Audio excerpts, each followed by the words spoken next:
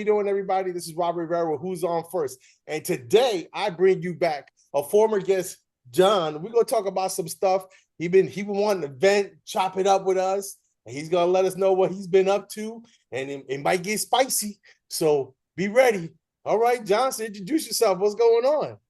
Man, thank you for having me again. Always a pleasure, man. Thanks for the opportunity. You know, my name is John Santos. I'm a baseball coach. I'm the director of baseball operations for Five Star Mafia here in Southeast Texas, Beaumont area, Port Neches area, and so on. Uh, been doing this job as a director for the last 4 or 5 months. I'm in charge of 16 baseball teams Wow. and a few showcase teams, one of them being national. So life has been exciting lately, that's for sure. Okay. Wow. So I mean, you got all these teams. How do you keep all that straight? You got a whole staff, you got 40 secretaries, 20 coaches. How does this work, man? Man, let me start with this. Five Star Mafia is a nationally recognized brand.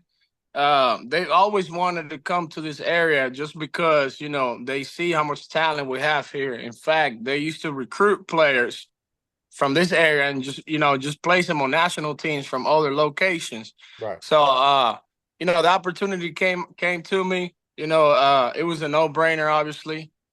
Me knowing some of the guys that worked there already and just being such a big brand to me, one of the top five brands when it comes to organized baseball, select baseball, showcase baseball.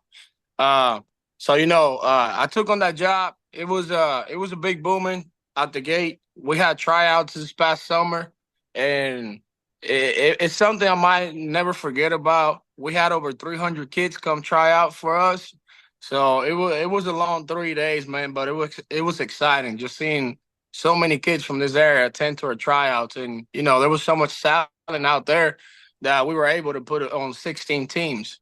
We have 16 baseball teams, two softball teams, so 18 in total. Wow. I mean, Yeah. that's a lot of work every day, all day. I mean, you guys are playing. Are you guys playing in the winter fall, the winter ball now? Yeah, we are actually. We have perfect game in the area, so at least in the fall we try to play locally. Once we get to springtime, we start traveling. So now in the fall, there's been 4 tournaments in. Most of our teams have played in it. We have one more coming up. That'll be the first weekend of December, and that'll be the last tournament for the fall. We take a little break, then we kick it right back into it once spring comes around. Okay, so you got 300 kids. How many did you take from that? You take all 300? Did you take 20? Man, I tell you what, it's one of the things I talked to some of our coaches. That I wish we could have taken them all, but it's impossible, just because we have a certain amount of coaches lined up for teams, and we took 16 teams. We took about an average of 10 or 12 players. 160 plus kids, 170 plus kids.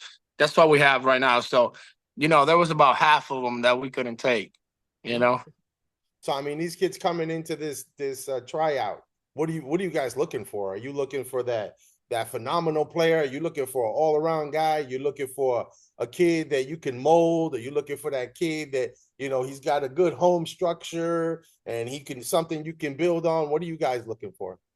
Well, for my experience, it's a little different than everybody else's. I learned it throughout the years to stop recruiting kids in the middle of the tryout.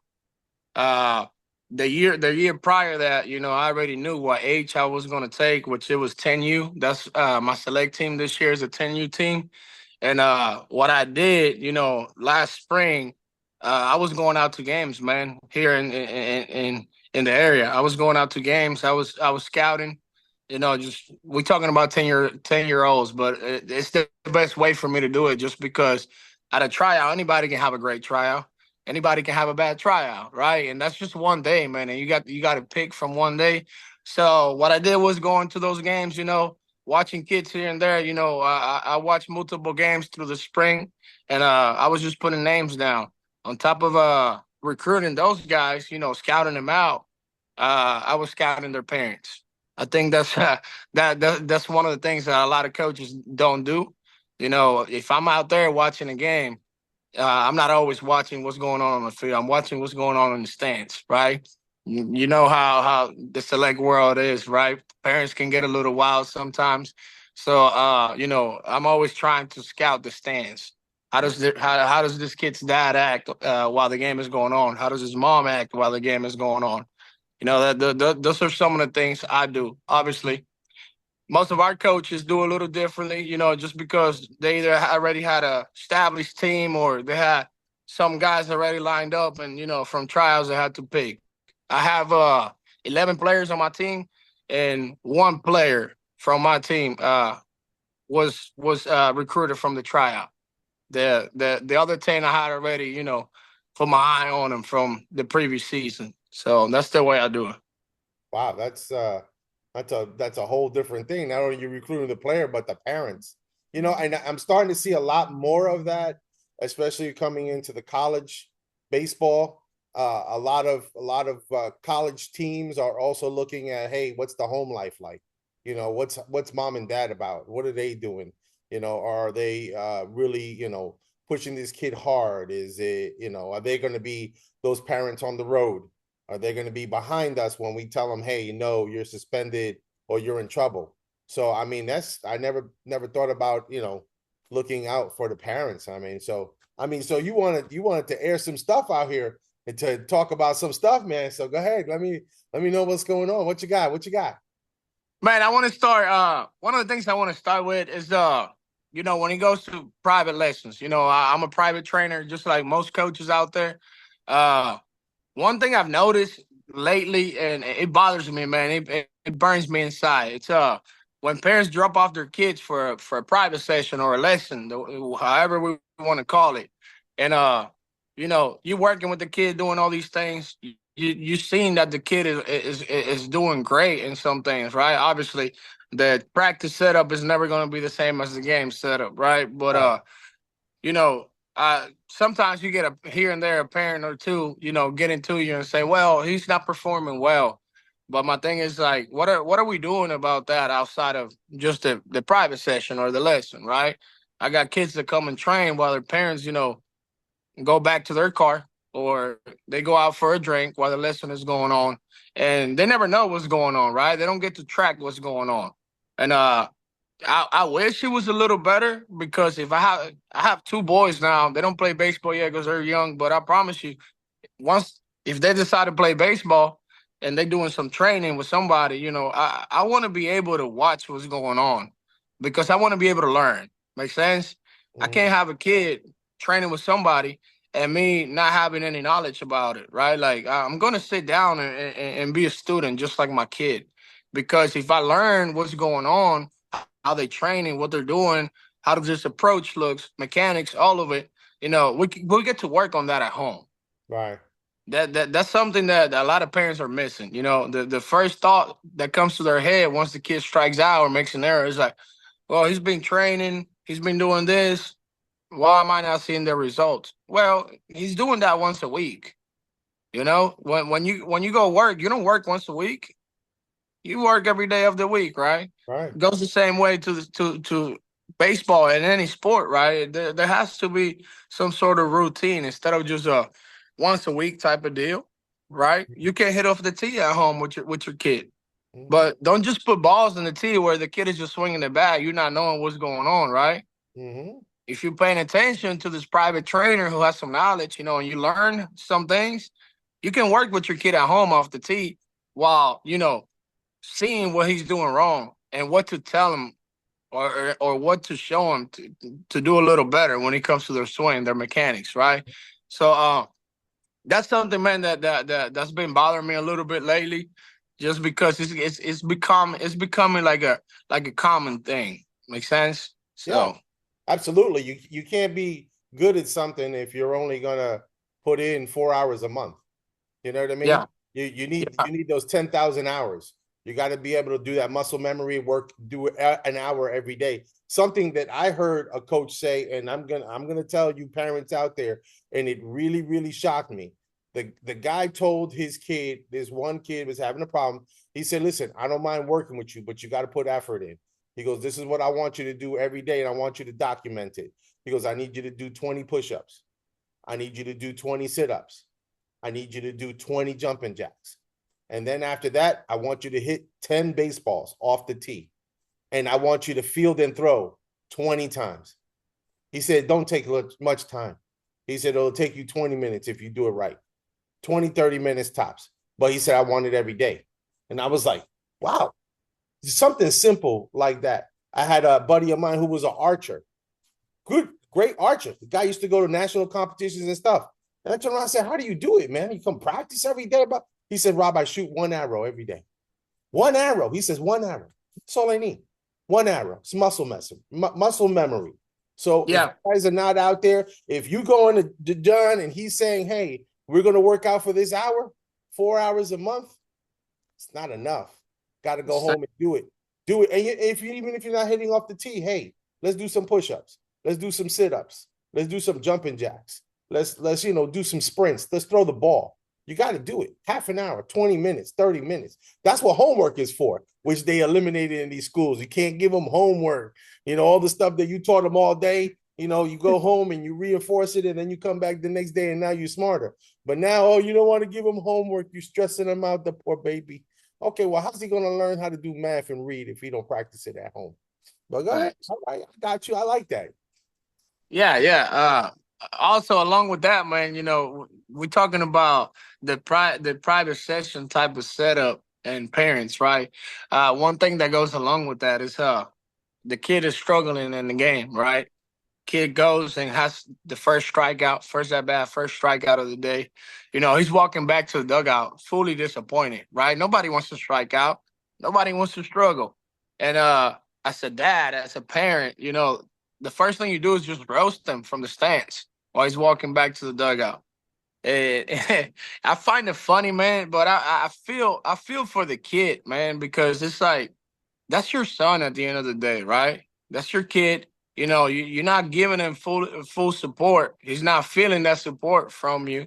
You're not cheering for him. You're not telling, hey, it's all right, get on the next one, right? You fully roasting him while he's going back to the dugout. And to me, it's like most of these dads, most of these parents didn't play baseball. They didn't play a sport in general. So you roasting your kid because he just had a strikeout. But have you ever thought like, okay, what about if I grab a bat and go try that? It's not going to look any better, right? So for you to do that as a dad, man, to roast your own kid, and bring your kid down, who's probably not going to perform at a higher level his next at bat, it's sad. Because, I mean, if you were that type of guy who could grab a bat and do it, maybe, and still not right. But most of these dads can't do it, man. Most of these dads can't even hit a ball a front toss. But they're out there being the big dog, chewing their kid out because he had a strikeout. My other favorite one to that is they blame it on the umpire. Yeah. Blame it on the umpire. We're going to blame it on the umpire because I spent this month $200 in hitting lessons. You know what I mean? $50 an hour. And you know what? The umpire messed up my kid. The umpire struck out my kid. And I'm sitting there going, and I tell you a story with my dad. I struck out one time and I got thrown out of the game because the ball bounced off the plate. And I told the umpire off and he threw me out the game. And as I was walking out, my father said, what's the problem? And I said, Dad, the last pitch, it bounced off the plate. He said, you're right. So what's the problem? And I was like, it shouldn't have been a strike. He goes, you're right. He goes, but let me ask you a question. There was 3 pitches before that. They were right down the middle. What you was waiting for? He thought you was tight. He did you a favor. He sent you home. He made me sit. He made me sit in the bleachers. And at the end of the game, I had to go and apologize to that umpire. Didn't matter. He said, you have 4 pitches. That last one, yeah, you're right. It bounced off the plate, but that's on you. They ain't got nothing to do with him. So you make you wonder. Be aggressive up there. If you're going to get them 3 first pitches right down the middle, that one was a little outside, them other two right down the middle. That last one bounced off the plate. Huh? You should have took a swing at something. Oh yeah, that's definitely something that I always try to bring up. Kid gets a strikeout and he's spouting in the dugout, whatever, because that maybe the umpire called it a strike and it was a ball. Okay, they say that was the case, but you get 3 chances. What happened to the ones before? What happened to those 2, 3, 4 foul balls you hit straight back? Right. I'm saying you can't get that many opportunities in life. So if you miss your opportunities, don't be mad when you get screwed, right? Don't be mad. That's right. If you can't get a job, if you don't go for the application, you don't put in the application. If you don't go for the interview, how you going to get the job? They're going to think you at home and they go, "Oh yeah, we know John. He wants the job." No, he don't. He don't. He never showed up to the interview. Absolutely, So there you absolutely. go.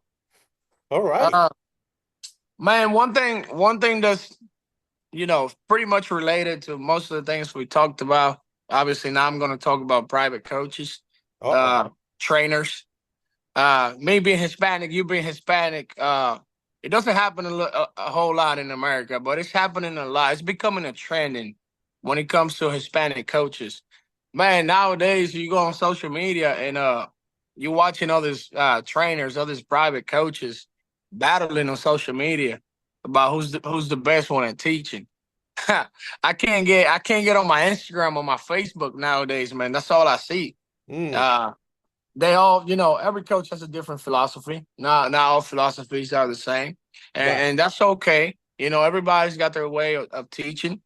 Mm, Uh, Everybody can help a player get better, but man, in the last year or so, it has become a big trending on social media where you see this coach bashing this coach, this one talking about this one talking about how that other coach is doing drills that make no sense. Like it's a huge deal right now, man. And I don't understand why it's bothering coaches when it comes to the way some guys are working, right? If you're training a kid, man, and you putting your heart into it and you're yeah. trying to help this kid get better, how is that a problem to other coaches? Oh well, like right now, the two main topics, the way your bad path works.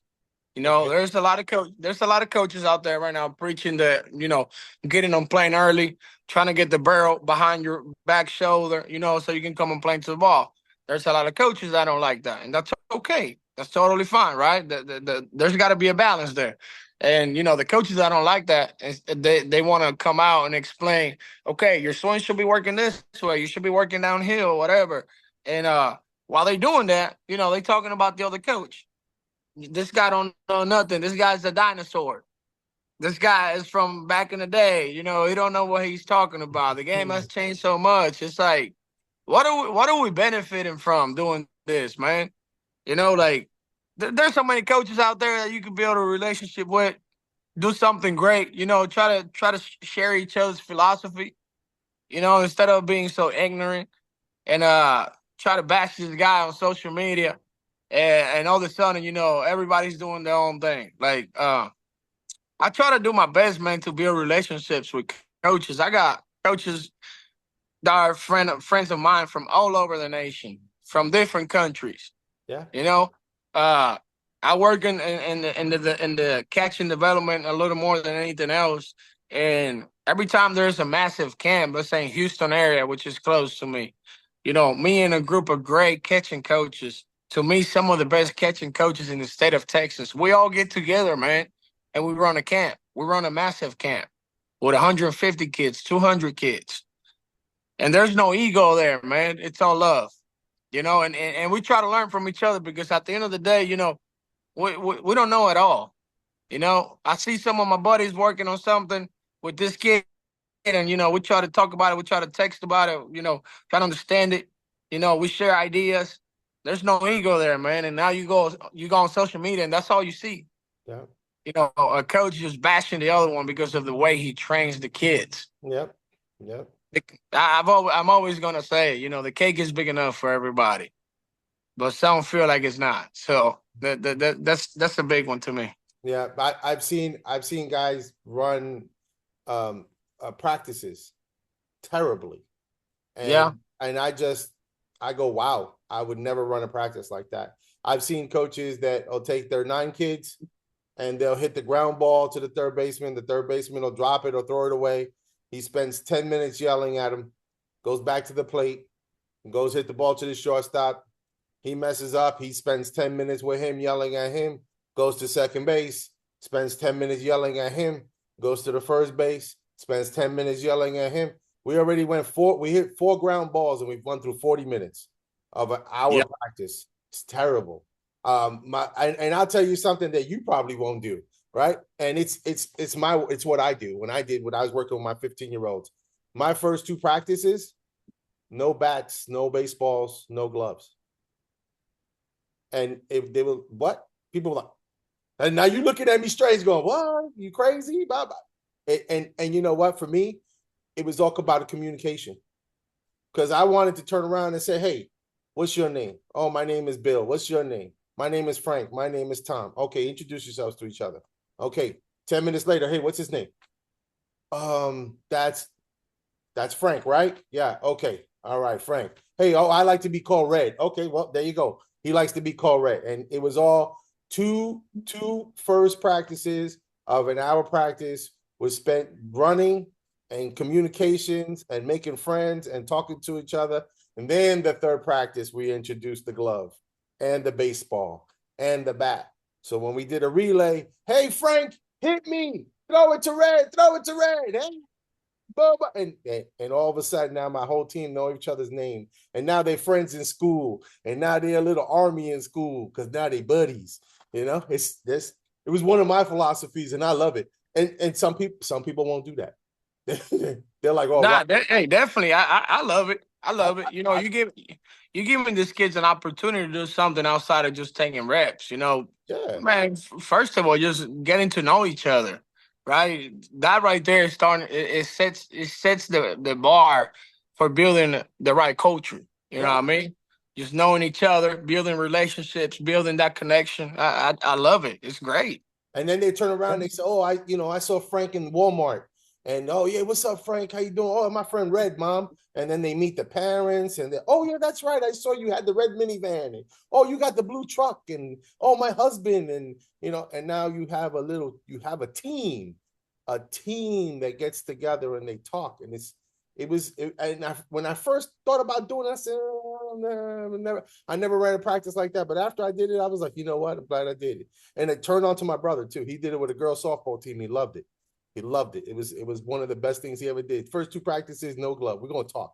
What's your favorite color? What's your favorite type of cookie? You know what I mean? What you like to eat for breakfast? What's your favorite number? You know, it's amazing. It's amazing when people get to know each other. All of a sudden, they go, "Wait, you know what? My favorite color is purple too." "Oh, wow, me too." "Oh, wow, me too." Wow, look, now we're sharing, now we're caring, now we're nice, we're communicating. So when you get on you feel like you be able to go to war with you. I'm gonna go to war with John. Me and John, we tight now. I saw him in school, I saw him at Walmart. He likes chocolate chip cookies like me. I could trust John. I could throw the ball and I can, "Hey, John, don't worry about it. I know you made an error. I got your back. Don't worry. We're going to get that back. Don't worry about that." Because no one get you a chocolate chip cookie at the end of the game. We're going to be all right. Facts. All right. So what else we got now? What else? Ooh.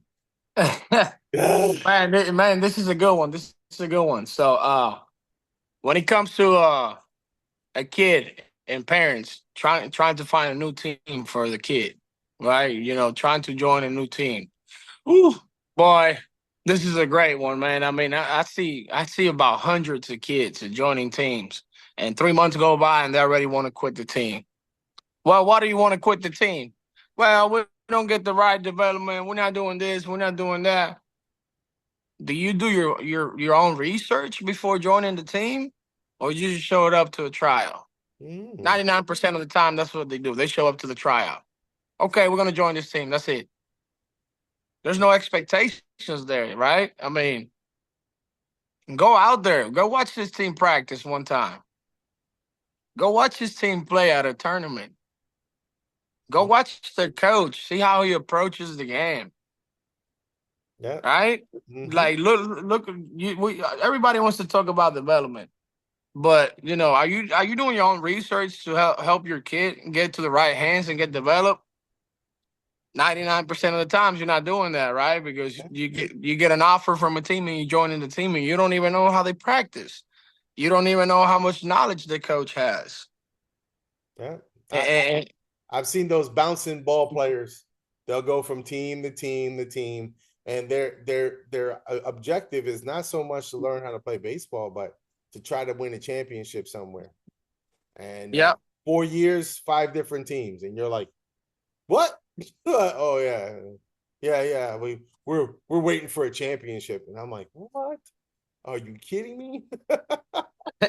And not just that. I mean, I wouldn't want my kid to join a team where I know the coach has nothing to teach him. Right? There is those coaches out there. It don't matter what age level it could be. It could be 10U, man. I mean, I coach 10U, Yeah, and I see those coaches. They're out there and they don't even know what they're saying to the kid in the middle of the game. So I can only imagine how practice looks like. yeah, Right? So and as you move forward, as you move in age, you know, it don't get any better. It gets worse because now you got to work on the right pickoffs. You know what I mean? You got to work on the right communications, putting on some type of plays, things like that. There's kids that don't have those coaches, man. And the years go by. Well, he's playing with his buddies. But then you get to 14U the year before high school, and you're worried because your kid might not make the high school team. Well, mm, he was playing with his buddies for the last 3, 4, 5 years. So you didn't think about that, right? Now you want to think about it a year before he gets to high school. wow, It's already late. You know, I wish parents ask more questions when it comes to, you know, recruitment, joining a team, you right, know, and just being able to put the right information together and do what's right for their kid, right? I mean, I know so many teams out there do winning championships left and right. That's great, man. But what are they learning?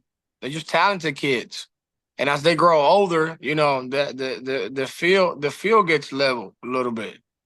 yeah, You get to high school, you didn't learn how to pick. You didn't learn how to take the right lead. You know yeah, what I mean? You didn't learn how to change your approach at the plate yeah. and all those things. So that's another one for sure. Yeah, it's one of those things where people turn around and they're like, "Well, the kid's got talent, and you know what? The talent will only get you so far. Yeah. But does he have work ethic? Is he willing to do this? Is he willing to do that?" I said, because if he's not willing to do that, I mean, you get to that point, and you get to that point where you get to that spot, and everybody in that spot is pretty much the same. So, what is going to set you apart? Is it going to be because you have talent? Because the other 14 kids in that same spot, they got talent too. They didn't get there because they're good looking, you know? But are you going to be the one that's going to put in the time? Or are you going to be the 1 hour guy a week? Or are you going to be the 1 hour a day? Or are you going to be the 2 hour a day? And that's where it sets you apart, and coaches will see it. People can spot it, good attitudes, rotten apples, people spot it, and I hear what you're saying, man. That kid can be talented, that kid can work, but if he's yelling at his teammates and hey, I hit a home run and you guys lost the game, you know what? You may not be here next year. Maybe we don't want you today. Maybe you could leave today. So it's a team game. And you know what? For me, a lot of this stuff is I enjoy watching these kids. They're excellent ball players and stuff like that. And I mean, you've played ball. You've tried to get into the major leagues and you've done your road and stuff like that. At the end of the day, for you to get into the major leagues, it's so hard. So hard. But in the meanwhile, we mold these kids to do things that we're back out in the real world when they go get a real job and they have to meet a real boss, and they always had everything handed to them, and the boss says, hey, you can't have this day off, and I need you to work instead of 8 hours today, I need you to work a 12-hour shift. And they go, oh, well, it's not fair. Billy didn't work 12 hours or John didn't work 12 hours. Why I gotta work? I don't like that. I quit. And it goes back to the 5 teams in 4 years. It's just easier to just quit. I'm going to quit. And we set that expectation for them. We say it's okay to quit, at 10 years old, at 11 years old, at 12 years old. And now when they get to the real world, that they're 24, 25-year-old, guess what? It's all right to quit. It's all right to, and it's only paying me $20 an hour. I can quit. No big deal. So I Man, believe I believe that coincides with it, you know. man, definitely. For me, I've always coached older age groups, 13, 14, showcase high school players. Uh, Before then in college. Uh, this year, I decided to take a 10U team, and it's been a whole new experience to me, right? I'm over here first day teaching these kids, what their right side is and their left side is without thinking about it, right? Instantly just knowing that. And it's been awesome, some of the things I've tried to do with these kids is definitely practicing at a high level. That never stops. That's all I do. That's all I know, right? But mostly being able to pay attention. A lot of these kids nowadays, you're talking to them and they're distracted looking somewhere else. And I try to tell my group of guys, They're on the phone. They're on the phone. yeah, and not even they're just looking somewhere else, man. And it's something I try to get on them about. Like when your coach is talking, put your eyes on them. And it shows respect. And on top of that, that coach can go home feeling like you were listening, you were paying attention, right? I didn't grow up in an era where I had a coach talking to me and I was looking to the side. I wanted to be the best version of myself, the best baseball player I could become, right? So it don't matter who was talking to me. Well, if it was somebody that was sharing some knowledge, I was eyes on them, right? Like I've been able to listen to a bunch of big leaguers in person, right? Like now that I'm a baseball coach, that doesn't make me any special. I'm still a student of the game. I had a catching camp with the Molina brothers not too long ago, about a month ago. I didn't go out there and because I was working alongside with them, I was feeling like the big boy. I went out there, man, and I was the first one in the front line, just listening to them, looking at them. Because I know what I know, but I don't know at all. So if I can pay attention to these guys and, absorb all that knowledge, soak it all in, it only makes me a better coach. That's right. And I've always been that way, man, since I was a kid. So that's something I try to get on my kids about. Just put your eyes on me, because that way I know you're actually listening. Yeah. And whenever I talk to a player out of the 11 we have, don't take it like if that's only for him. Whatever I'm saying to this kid, it's for everybody. Right. Because if he helps him become a better player, I promise it's going to help you and the rest to become a better player. Absolutely. I Absolutely. usually I usually try to speak in general so they understand like, hey, this is for everybody, not just for one kid. Mm-hmm. Now parents talk about like practice should be fun. Mm-hmm. Yeah, it should be fun, but there's a difference between having fun and just acting like a clown, man. Yeah. And when we're at practice, man, we're gonna have fun, but we're gonna go hard. Yep. We're gonna get things done right. I'm not gonna let anybody just lose their focus because they're playing around, Yep. right? We're gonna have fun doing things right, driving the baseball, moving the feet the right way, fielding the ball the right way, putting the ball on the money, making every throw. That's the way we have fun. Yep. You gotta be teachable, you gotta be approachable, and you gotta be able to absorb the lessons. When my son was a swimmer, his coach big deal was, hey, I train you guys to win in practice. We only go to the meets to collect our trophies, but we win the meets in practice. So we would sit there and it'd be a 2.5 hour practice, and they'd be swimming for 2 hours and 25 minutes of that 2,300, 2,400 meters. And I'm going, man, this guy is killing them. This guy's murdering these kids. But then you get to the actual meet, and they're like, oh yeah, the 100 meters. And I'm like, 100 meters? I'm like, oh, like this kid shouldn't even break a sweat. He shouldn't even come out huffing and puffing. He does 2,300 meters every day, all day, every day. I'm like, 100 meters? That's it. Oh man, that was a gift. That was a piece of cake. And then next thing you know, here he is. He's coming out of the pool. Oh yeah, first place. Okay, first place. Yeah. And he said, this is what we do. We win our trophies in practice. We come here to collect them. And Yeah. I was like, that's exactly how a practice should be. You should be practicing hard. You should make your mistakes there. You should learn from your mistakes there. And then come game time, you are ready to go. All right. Yep. Man, this is getting good. I like it. I got it.